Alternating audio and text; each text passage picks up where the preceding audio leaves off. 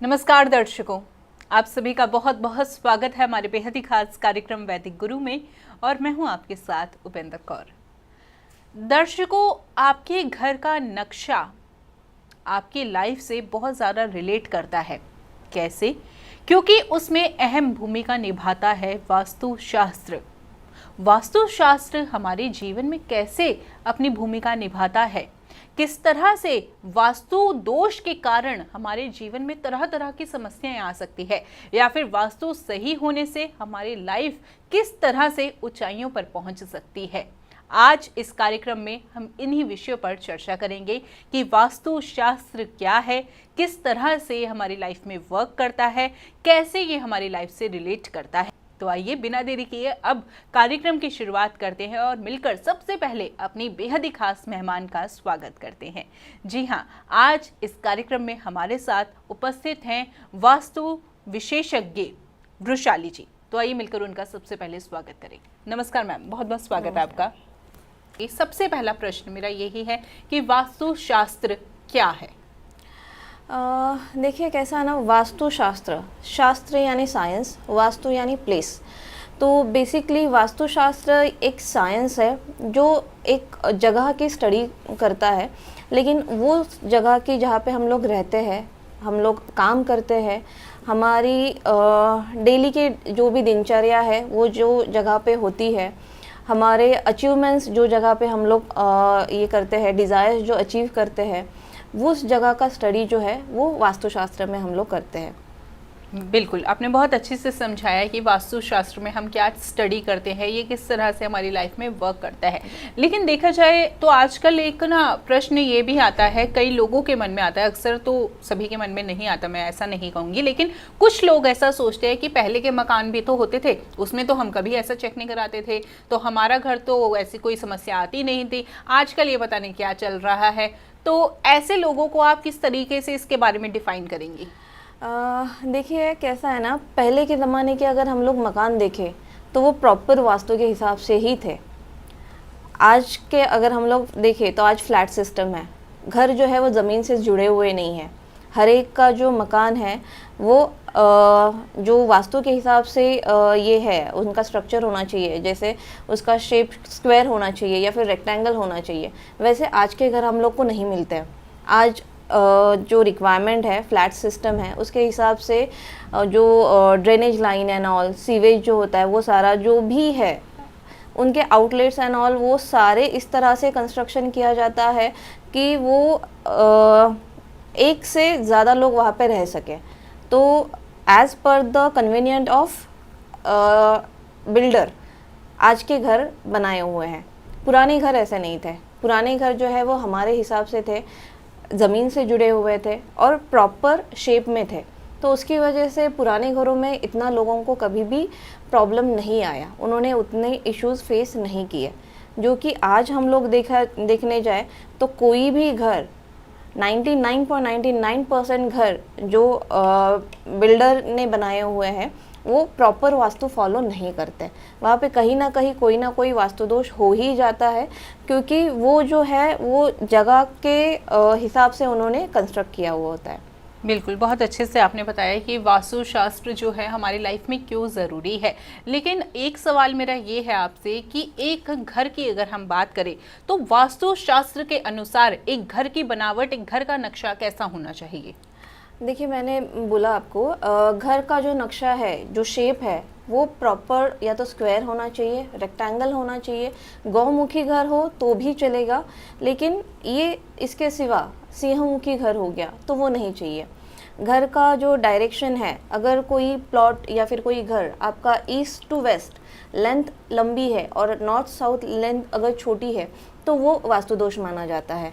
उसकी वजह से घर में जो है वुमेंस से रिलेटेड इश्यूज होते हैं, वुमेंस की डेथ होती है, एनिमीज़ जो है वो बढ़ जाते हैं। तो वास्तुशास्त्र में जो घर है, हम लोग को घर कैसे बनाना चाहिए, उसका जो शुरुआत है वो ज़मीन से चालू होती है। हम लोग को प्लॉट कैसा लेना चाहिए वहाँ से चालू होती है। तो वो अलग अलग स्टेप्स उसमें जाते हैं। जैसे आप सबसे पहले वहाँ पे देखोगे कि आपके प्लॉट का शेप क्या है, उसके बाद आप देखोगे कि वो प्लॉट का स्लोप कौन सी डायरेक्शन में है, जो प्लॉट का स्लोप होता है वो आपका हमेशा नॉर्थ ईस्ट और ईस्ट की तरफ होना चाहिए। अगर वही स्लोप साउथ वेस्ट या फिर साउथ ईस्ट की तरफ हो तो वो जो ज़मीन है, वो जो प्लॉट है, वो जो भी कंस्ट्रक्टर है या जो भी वहाँ पे रहने वाला है उसको वो प्रॉब्लम क्रिएट करता है।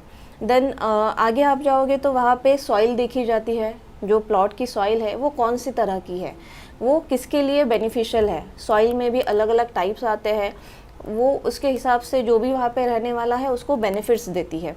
देन अगर जब भी हम लोग वहाँ पे घर बनाने जाते हैं या फिर आप बिल्डिंग बना रहे हो, तो जब भी आप वहाँ पे कंस्ट्रक्शन स्टार्ट करते हैं, आप एक्सकेवेशन चालू करते हो, ज़मीन की खुदाई चालू करते हो। तो जब भी वो खुदाई आप चालू करते हो तभी वहाँ पे जो सॉइल आ रही है, आप निकाल रहे हो बाहर, उसमें क्या क्या चीज़ें आपको मिल रही है, उसके हिसाब से भी वो ज़मीन सही है या नहीं है वो डिसाइड किया जाता है। अगर उसमें कोई प्रॉब्लम है, अगर कुछ ऐसी चीज़ें हैं जो वहाँ पे नहीं मिलनी चाहिए, जो वास्तु दोष में हम वास्तुशास्त्र काउंट करता है, जैसे सांप की स्किन हो गई, या फिर जो एनिमल्स है, मरे हुए एनिमल्स के हड्डियाँ हो गई, या फिर ये हो गया, ऐश हो गया। तो ऐसी सारी अगर चीज़ें अगर आपको वहाँ पे मिल रही है तो वो जगह वास्तुशास्त्र के हिसाब से कंस्ट्रक्शन के लिए अच्छी नहीं मानी जाती। वो कंडीशन में वो पर्टिकुलर प्लॉट को हम लोग 6 फीट तक खुदाई करते हैं और वो सारी सॉइल जो है बाहर निकाल के फ्रेश सॉइल से वो जो जगह है वो फिल करते हैं। और वो इस तरह से फिल करते हैं कि उसका स्लोप जो है नॉर्थ ईस्ट और ईस्ट की तरफ हो, और उसके बाद वहाँ पे हम लोग कंस्ट्रक्शन चालू करते हैं। या फिर अपना हमारा जो ग्रंथ है मनुस्मृति, उसके हिसाब से वो पर्टिकुलर जगह पे हम लोग गायों को एक रात के लिए बांध देते हैं, वो पर्टिकुलर जगह पे गंगा जल और गौमूत्र का छिड़काव करते हैं, कुशाग्रास से उसको ये करते हैं, वहाँ पे झाड़ू लगाते हैं।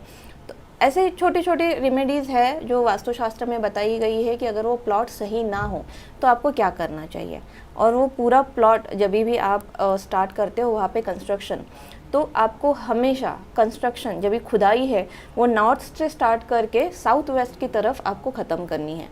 इससे ये होगा कि आपका नॉर्थ की तरफ स्लोप बना रहेगा और उसके बाद आप साउथ खोदते जा रहे हो तो साउथ की हाइट जो है वो हमेशा मेंटेन रहेगी। और उसके बाद आप जब भी कंस्ट्रक्शन चालू करोगे वो पर्टिकुलर जगह पे, तो आपको कंस्ट्रक्शन साउथ वेस्ट या फिर साउथ से चालू करनी है, तो वहाँ पे हाइट जो है वो बढ़ती जाएगी और नॉर्थ की तरफ का आपका स्लोप जो है वो मेंटेन रहेगा।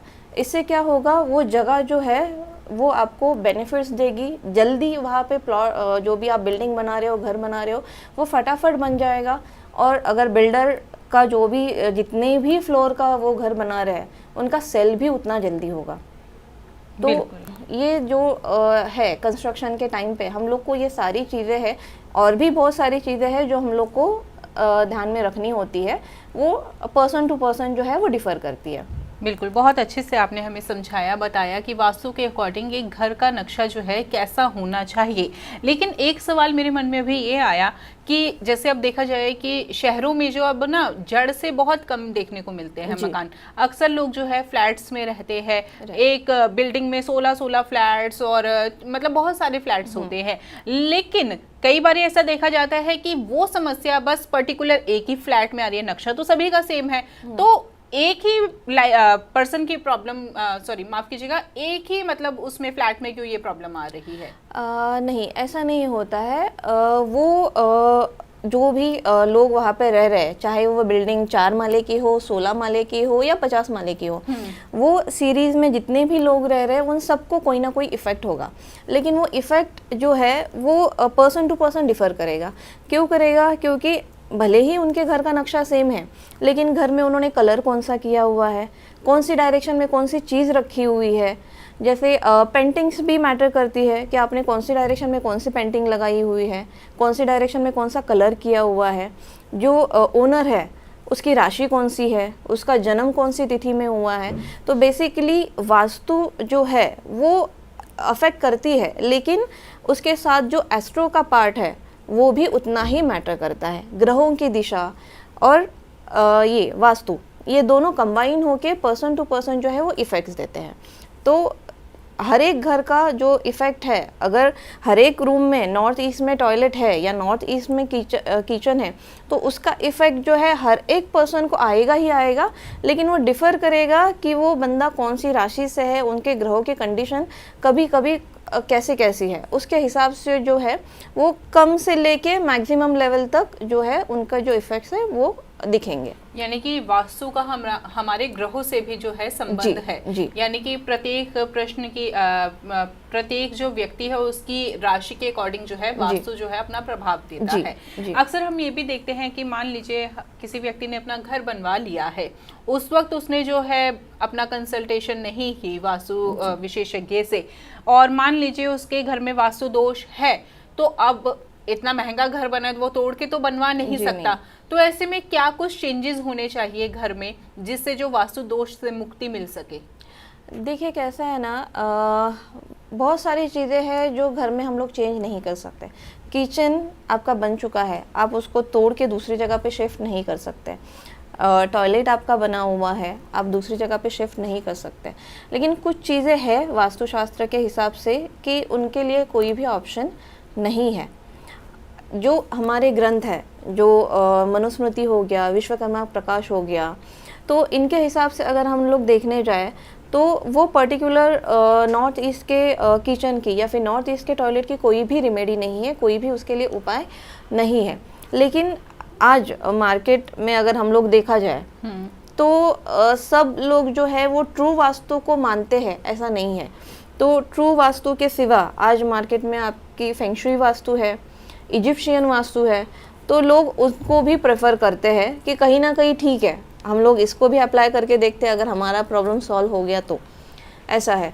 लेकिन अगर हमारे ट्रू वास्तु के हिसाब से देखा जाए तो जहाँ पे भी जो भी ग्रह है, जो भी डायरेक्शन है, जैसे समझिए आपका ईस्ट में प्रॉब्लम है, तो ईस्ट में जो ये हम लोग प्लैनेट देखते हैं तो सूर्यदेव है, तो आप सूर्यदेव के लिए आप वो डायरेक्शन जो है वो इन्हांस कीजिए। तो एनहांस करने के लिए आपको वो डायरेक्शन में पर्टिकुलर ऑरेंज कलर करना है, या फिर आप ग्रीन शेड में वहाँ पे कलर कर सकते हो। उससे जो है अगर वो डायरेक्शन में कोई आपको प्रॉब्लम है तो वो प्रॉब्लम जो है आप मिनिमाइज कर सकते हो। ऐसा नहीं कि वो प्रॉब्लम पूरी तरह से ख़त्म हो जाएगी, लेकिन आप जब भी आपके वास्तु में 9 ग्रहों के हिसाब से और 16 दिशाओं के हिसाब से पूरी तरह से जो डायरेक्शन में जो चीज़ होनी चाहिए अगर वो नहीं है तो वो डायरेक्शन को एनहांस करोगे, या फिर वो प्लैनेट के हिसाब से अगर वो डायरेक्शन के लिए कुछ उपाय करोगे, तो वास्तु जो है वो आपको उसके पॉजिटिव इफेक्ट्स देना चालू करती है। बिल्कुल, बहुत अच्छे से आपने हमें समझाया। लेकिन अभी आपने जिक्र किया ट्रू वास्तु का, इजिप्शियन वास्तु का, और एक और प्रकार के वास्तु का आपने नाम लिया वास्तु। जी, तो ये किस प्रकार के वास्तु है, किस तरह से ये हमारी लाइफ में वर्क करते हैं? देखिए, ट्रू वास्तु जो है वो हमारे हिंदू संस्कृति के हिसाब से है। हमारी हिंदू संस्कृति जो है ग्रहों को मानती है, दिशाओं को मानती है, फिर देवताओं को मानती है, पंचतत्वों को मानती है। हमारे हिंदू संस्कृति के हिसाब से जो संपूर्ण ब्रह्मांड है वो पंचतत्वों से बना हुआ है और पंचतत्वों में ही विलीन हो जाता है। जो ये पंचतत्व है यानी आकाश, जल, वायु, अग्नि, पृथ्वी, ये पंचतत्व है। तो यही पंचतत्व जो है वो आपके एक वास्तु में हर जगह पे स्थापित है। हर एक डायरेक्शन का कोई ना कोई तत्व है, हर एक डायरेक्शन में कोई ना कोई देवता जो है वो स्थापित है। तो जब भी अगर कोई किसी डायरेक्शन में प्रॉब्लम है तो वो पर्टिकुलर डायरेक्शन का जो भी ग्रह है हम लोग उनके लिए पूजा करते हैं, उनके लिए उनके जो यंत्र है वो वहाँ पे स्थापित करते हैं और उसके हिसाब से उनको रिमेडी करते हैं। या फिर वहाँ पे कलर के हिसाब से हम लोग देखते हैं कि कौन सा कलर अप्लाई करने से हम लोग वहाँ पे जो प्रॉब्लम है वो मिनिमाइज़ कर सकते हैं। और भी बहुत सारी चीज़ें हैं, लेकिन ये सब जो है वो हमारी हिंदी संस्कृति के हिसाब से है। और फेंगशुई वास्तु ये जो है वो बेसिकली चाइनीज़ वास्तु है, वास्तुशास्त्र है, जिसमें उनके कुछ स्टडी है, उनके हिसाब से जो है जैसे एजुकेशन टावर हो गया, फिर ये जाता है इंग यांग यंत्र हो गया, फिर पाकवा मिरर हो गया। ऐसे बहुत सारी चीज़ें हैं जो वो लोग जो है वो एज़ पर डायरेक्शन के हिसाब से बाय डिफ़ॉल्ट वो हिंदू संस्कृति को कनेक्ट करके ही ये सारी चीज़ें जो है वो अप्लाई करते हैं। जैसे चाइनीज़ वास्तु के हिसाब से जो एजुकेशन टॉवर है वो वेस्ट साउथ वेस्ट में प्लेस करना रहता है। हमारी हिंदू संस्कृति के हिसाब से वेस्ट साउथ वेस्ट जो डायरेक्शन है वो स्टडी और सेविंग के लिए रिस्पॉन्सिबल है। वो जो है वो बच्चों का स्टडी एनहांस करती है, उनके करियर में ग्रोथ हो इसके लिए उनका कंसंट्रेशन बढ़ाती है। और सेम जो चाइनीज़ वास्तु है वो या फेंग शुई वास्तु है वो पर्टिकुलर एजुकेशन टॉवर जो है वो उसी डायरेक्शन में प्लेस करने के लिए बोलती है। लेकिन उसको एक सिद्ध करने का भी एक तरीका होता है, सिद्ध करके उसको कैसे रखना है, क्या करना है, वो सारी चीज़ें उसमें भी होती है। तो इंटरकनेक्टेड ही सारे वास्तु है, ये है वास्तुशास्त्र है। इजिप्शियन वास्तु में जो है वो पिरामिड्स यूज़ किए जाते हैं, तो वहाँ पे जो है वो लॉ ऑफ अट्रैक्शन अप्लाई करते हैं। लॉ ऑफ अट्रैक्शन के हिसाब से वो सेम हिंदू संस्कृति के कनेक्टेड जो डायरेक्शन में प्रॉब्लम है वहाँ पे पिरामिड्स ये करते हैं, जो है प्लेस करते हैं और वो जगह की रेमेडी करते हैं। बिल्कुल, पिरामिड्स की यहाँ पर आपने बात की। मेरा अगला प्रश्न आपसे यही होने वाला था कि अक्सर हमने ये भी सुना है कि जब घर में कोई वास्तु दोष लग जाता है तो अक्सर वास्तु विशेषज्ञ जो होते हैं वो ये बोलते थे कि घर की इस डायरेक्शन में जो है पिरामिड रख दो, इससे सारी दिशाएं जो है आपका जो दोष समाप्त कर देगी। क्या सच में ऐसा होता है? नहीं, ऐसा नहीं होता है। किसी एक डायरेक्शन में या फिर किसी एक जगह पे अगर आप पिरामिड रखते हो तो उससे आपके घर के सारे वास्तु दोष खत्म होंगे, ऐसे नहीं होता है। हर एक डायरेक्शन का जो दोष है वो अलग अलग है, उसके लिए आपको अलग अलग रेमेडी करनी पड़ती है। जैसे अगर ईस्ट में आपका दोष है या फिर नॉर्थ में आपका दोष है तो नॉर्थ के दोष के लिए आपको वहाँ पे जो मर्क्यूरी जो प्लैनेट है उससे रिलेटेड आपको ये करनी है, रेमेडी करनी है, या फिर उससे रिलेटेड आपको उपाय करना है। अगर आप किसी भी डायरेक्शन में या फिर घर के सेंटर में अगर पिरामिड रखोगे तो वो नॉर्थ का जो इशू है या नॉर्थ का जो आपका प्रॉब्लम है वो सॉल्व नहीं होता है। तो वहाँ पे भी मैंने इजिप्शियन वास्तु के बारे में मुझे ज़्यादा आइडिया नहीं है, लेकिन हम लोग अगर इजिप्शियन वास्तु अगर अप्लाई करने जाए तो ऐसा नहीं है कि एक पिरामिड घर में रख दिया तो सारे वास्तु दोष खत्म हो गए, ऐसा नहीं है, ऐसा बिल्कुल नहीं होता है। बिल्कुल, बहुत अच्छी जानकारी अभी आपने हमें प्रदान की। लेकिन मैम मेरा प्रश्न अब आपसे ये है कि कई बार ऐसा देखा जाता है कि किसी घर में हमने मूव किया और उस घर में जाने के बाद जो है ज़्यादातर लोगों की तबीयत खराब होने लग जाती है, हेल्थ इश्यूज आने लग जाते हैं। तो ये जो हेल्थ इशू आते हैं वो किस हमारे घर के कोने में कुछ दोष होता है उस कारण होते हैं? देखिए, हेल्थ के लिए दो डायरेक्शन जो है वो रिस्पॉन्सिबल है, एक नॉर्थ ईस्ट और दूसरी है साउथ ईस्ट। साउथ ईस्ट जो डायरेक्शन है बेसिकली एज पर वास्तुशास्त्र, हिंदू वास्तुशास्त्र, उसके हिसाब से साउथ ईस्ट डायरेक्शन है किचन की। तो यहाँ पे अगर आपका किचन है तो वहाँ पे जो भी आप खाना बनाओगे ईस्ट फेसिंग रख के, तो वो जो खाना है वो हेल्दी बनेगा, क्योंकि ईस्ट में जो है वो सूर्यदेव है हमारे, जो सूर्यदेव की जो सुबह की किरणें आती है उनसे सोलर एनर्जी हमारे घर में एंटर करती है जो पॉजिटिविटी देती है। फिर वहाँ के जो प्लैनेट है वो वीनस है, जो हम लोग को एक स्टेटस देते हैं या फिर ग्रोथ देते हैं, एक लग्जरियस लाइफ देते हैं, और अग्निदेव है। तो ये कलेक्टिवली जब तीनों मिलते हैं तभी आपको हेल्थ गेन, मतलब खाना और पैसा दोनों जगह जो है वहाँ से मिलता है, और वो आपके लिए हेल्थ के लिए भी अच्छा होता है और करियर के लिए भी अच्छा होता है। सेकंड आती है नॉर्थ ईस्ट। ये अगर डायरेक्शन में आपको कोई इशू है तो आपको अगर हेल्थ रिलेटेड कोई प्रॉब्लम आता है और आप दवाई ले रहे हो तो वो दवाइयों का इफ़ेक्ट आपको उतना नहीं होता जितना होना चाहिए। तो वो कंडीशन में आपको क्या करना है, नॉर्थ ईस्ट में आपका जो भी मेडिसिन बॉक्स है वो आप वहाँ पे रख दो। उससे ये होगा कि जो नॉर्थ ईस्ट के देवता है धन्वंतरी जी, उनके जो है उनकी पावर जो है वो इन्हांस होती है, और वहाँ से जब भी आप मेडिसिन लेते हो, वहाँ पे रखे हुए जो मेडिसिन लेते हो उनका इफ़ेक्ट जो है वो आपकी बॉडी पे ज़्यादा अच्छे से होता है। तो अगर किसी को भी हेल्थ इश्यूज़ है तो उनको अपना नॉर्थ ईस्ट और साउथ ईस्ट ये दो डायरेक्शन चेक करनी ज़रूरी है। बिल्कुल, बहुत अच्छे से आपने बताया कि हेल्थ इशू किस डायरेक्शन में जो है वो दोष होने से होते हैं। कई बार हम ये भी देखते हैं कि घर में कलेश की स्थिति बहुत ज़्यादा उत्पन्न होने लगती है किसी घर में, न्यू घर में मूव करने से। तो ऐसे में कलेश की स्थिति जो उत्पन्न होती है वो किस कारण से होती है? देखिए, कलेश की अगर स्थिति हम लोग देखें तो उसके लिए साउथ ईस्ट रिस्पॉन्सिबल है, साउथ भी है और साउथ वेस्ट भी है। साउथ वेस्ट में अगर घर के बच्चे या फिर अगर जॉइंट फैमिली है तो जो भी बुज़ुर्ग है उनका जो रूम है वो आपका साउथ वेस्ट में होना चाहिए, और जो भी बच्चे हैं या फिर जो भी यंग कपल है उनका जो रूम है वो नॉर्थ वेस्ट में या फिर नॉर्थ वेस्ट में होना चाहिए। अगर बच्चों का रूम या फिर जो भी कपल है उनका रूम अगर साउथ वेस्ट में होगा तो घर में कलेश होंगे, क्योंकि साउथ वेस्ट जो डायरेक्शन है वो स्ट्रेंथ देती है, स्टेबिलिटी देती है। साउथ के जो भी साउथ ईस्ट से लेके साउथ वेस्ट तक ये जो डायरेक्शन है वो आपको पावर देती है, कॉन्फिडेंस देती है। तो ये डायरेक्शन में जो भी रहेगा वो खुद को घर का मुखिया समझता है, और वो इसके लिए वो डायरेक्शन में घर के मुखिया को ही रहना चाहिए। अगर वहाँ पे हम लोग बच्चों को रहने के लिए रूम दे दें, चाहे फिर वो छोटे बच्चे हो चाहे कपल्स हो, तो उसका इफ़ेक्ट ये हो जाता है कि घर के बड़ों के साथ उनकी बनती नहीं है। तो इसके लिए घर के बड़ों को अगर आपको रूम देना है तो आपको देना है साउथ से लेके साउथ वेस्ट तक। जो भी कपल रहेगा उसको देना है नॉर्थ वेस्ट में, नॉर्थ वेस्ट में, और अगर बच्चे हैं तो उनको आपको रूम देना है नॉर्थ ईस्ट में।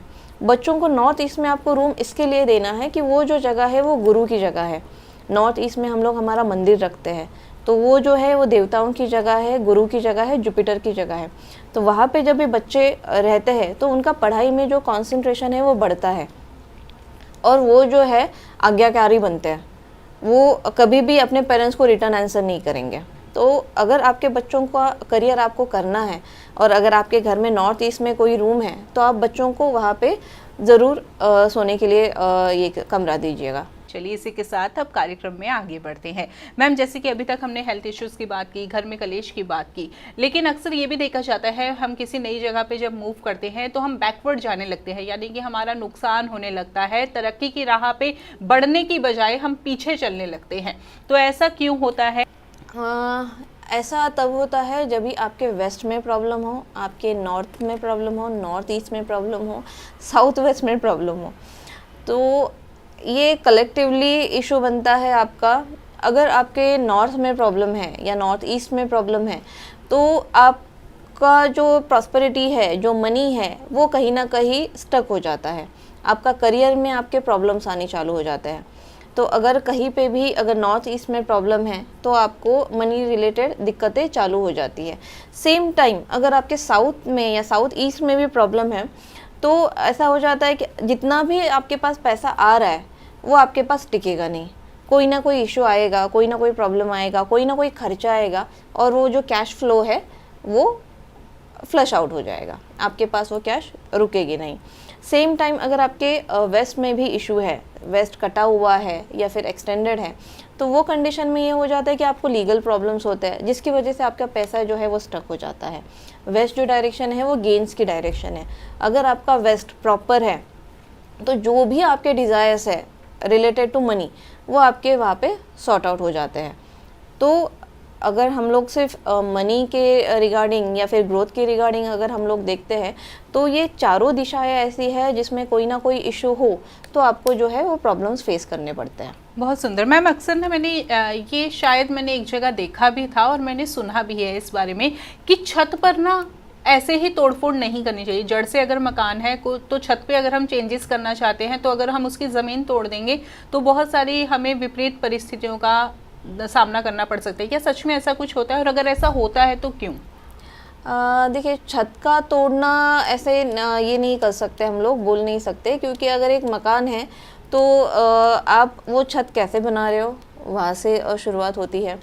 आपका अगर स्लैब वाला घर है तो वो स्लैब का हाइट कैसा है, कौन सी डायरेक्शन में है, स्लोप कौन सी डायरेक्शन में है। जैसे मैंने पहले भी बोला कि आपका साउथ वेस्ट जो है हायर रहना चाहिए, जो नॉर्थ ईस्ट की तरफ है आपका स्लोप होना चाहिए। सेम अगर छत की तरफ भी आप जाते हो तो अगर साउथ वाला डायरेक्शन अगर आप वो साइड से अगर आप थोड़ा सा दीवार की हाइट भी ऊपर बढ़ा दो और आपका साउथ को इन्हांस कर दो तो आपको वो प्रॉब्लम नहीं आएगी। तो आप कौन सी कंडीशन में घर का छत तोड़ रहे हो वो डिपेंड करता है, वो मैटर करेगा वहाँ पे। बहुत ही अच्छी जानकारी आपसे हमें आज प्राप्त हो रही है मैम। इसे अभी तो हमने दोषों के बारे में जाना कि किस कारण से जो है हेल्थ इश्यूज आते हैं, घर में कलेश होते हैं या तरक्की जो है वो रुक जाती है। अब मैं आपसे कुछ इम्पॉर्टेंट टिप्स भी जानना चाहूँगी कि अगर हम घर की एक नक्शे की बात करें तो घर के जब हम एंटर होते हैं, सबसे पहले उसी की बात कर लेते हैं कि घर की एंट्रेंस हमारी किस डायरेक्शन में होनी चाहिए, कैसी होनी चाहिए। ओके, घर की एंट्रेंस जो है वो बहुत ज़्यादा मैटर करती है, क्योंकि वह जो घर की एंट्रेंस है वो आपके ऊर्जा का मेन स्रोत होती है। आपके घर में पॉजिटिविटी आ रही है, नेगेटिविटी आ रही है, वो सारी की सारी जो है रिस्पॉन्सिबल आपके घर की एंट्रेंस होती है। मैंने जैसे पहले बोला था, वास्तुशास्त्र में दिशाओं का बहुत महत्व है। वास्तुशास्त्र के हिसाब से 4 मेन दिशाएं हैं, उनके 4 मतलब उप दिशाएं हैं, और वो टोटल 8 दिशाएं वापस से डिवाइड होती है और 16 दिशाएं बनती है। और वो 16 दिशाओं को जब भी आप इक्वली डिवाइड करते हो तो 32 द्वार बनते हैं। ये 32 द्वारों में 32 देवताएं स्थित है। ये 32 देवताओं में से टोटल 9 देवता ऐसे हैं जिनके द्वार या फिर जिनका स्थान जहाँ पे है वहाँ पे आपके घर की मेन एंट्रेंस होनी चाहिए। लेकिन ये भी जो है मेन एंट्रेंस वो राशि के हिसाब से डिफ़र करती है।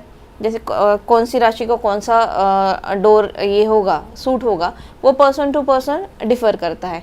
लेकिन जो ये 9 डायरेक्शंस है, अगर ये 9 डायरेक्शंस में आपके घर का मेन एंट्रेंस हो तो बाय डिफ़ॉल्ट आपको जो है वो पॉजिटिविटी ही आएगी घर में।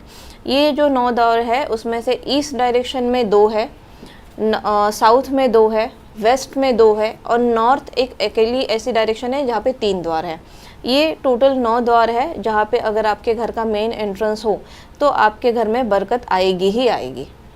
बिल्कुल, बहुत अच्छे से आपने हमें बताया कि घर की जो एंट्रेंस है वो कैसी होनी चाहिए, किस डायरेक्शन में होनी चाहिए। अब घर की एंट्रेंस से हम अगर थोड़ी अंदर को आए तो घर का एक हमारा हॉल होता है, तो हॉल हमारा घर का हॉल जो होता है वो कहाँ पर होना चाहिए, और साथ ही साथ किचन जो बहुत ही हमारे घर का महत्वपूर्ण भाग है, तो किचन किस डायरेक्शन में होनी चाहिए और घर का हॉल किस डायरेक्शन में होना चाहिए? देखिए, हॉल जो है वो बेसिकली आता है आपकी एम्प्टी स्पेस। तो एम्प्टी स्पेस को आपको वही ध्यान में रखना है, नॉर्थ ईस्ट और ईस्ट आपकी जो जगह है वो हल्की होनी चाहिए। तो आपका घर का हॉल जो है ये तीनों डायरेक्शन में से किसी भी डायरेक्शन में होना चाहिए, या फिर घर का ब्रह्म स्थान यानी घर का सेंटर, वहाँ पे अगर आपका हॉल हो तो जो है वो आपके लिए लाभदायक रहेगा। देन नेक्स्ट बात अगर हम लोग किचन की करें तो किचन जो है मैंने जस्ट थोड़ी देर पहले बताया साउथ ईस्ट में होनी चाहिए। South east is the first direction, वहाँ पे आपका किचन हो तो वो बेस्ट है। लेकिन उसके सिवा अगर आप किचन वहाँ पे नहीं बना सकते हो तो आपके किचन के लिए आप ईस्ट से लेके साउथ तक किसी भी डायरेक्शन में किचन बना सकते हो। जस्ट क्राइटेरिया ये रहेगा कि आपका फेसिंग जो है वो ईस्ट की तरफ हो। बहुत सारी जानकारी आपको आज इस कार्यक्रम के माध्यम से दी गई है, तो बातों का आप ध्यान अवश्य ही रखिएगा। अब घड़ी की सुइयां हमें इशारा कर रही है कार्यक्रम को यहीं पर विराम देने का। तो मैम, आप हमारे साथ जुड़ी इतनी कीमती जानकारी दी उसके लिए बहुत बहुत धन्यवाद। Thank you. नमस्कार दर्शकों।